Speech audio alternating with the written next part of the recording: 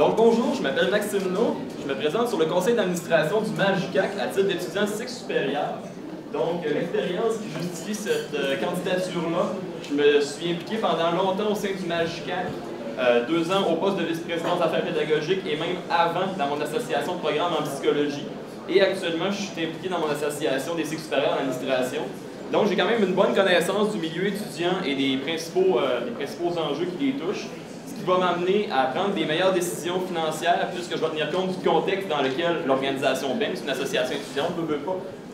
Et aussi, j'ai parlé un peu de mon cheminement en parallèle. Donc, j'ai fait un bac en psychologie, un certificat en gestion des ressources humaines et je suis actuellement à la maîtrise en gestion des organisations.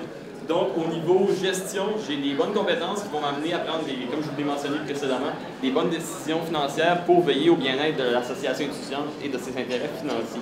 Et aussi de ses membres, bien sûr. Est-ce que vous avez des questions?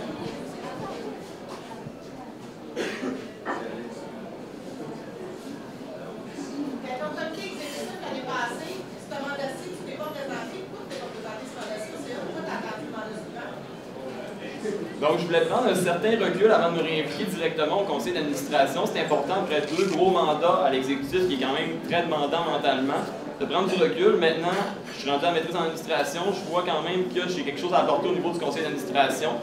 Donc, avec du recul, je veux m'impliquer plus pour boucler la boucle un peu, si on peut dire.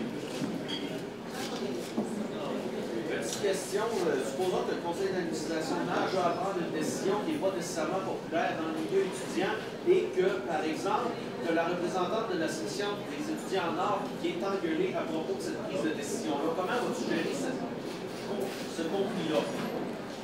Je l'ai mentionné un peu à travers mon discours, c'est qu'on doit toujours prendre en considération les intérêts des étudiants, puisqu'on est dans un contexte étudiant, mais bien sûr que si l'association fait une bonne gestion financière, ça va en bénéficier aux étudiants. Donc, parfois, les décisions difficiles doivent être prises tout de même.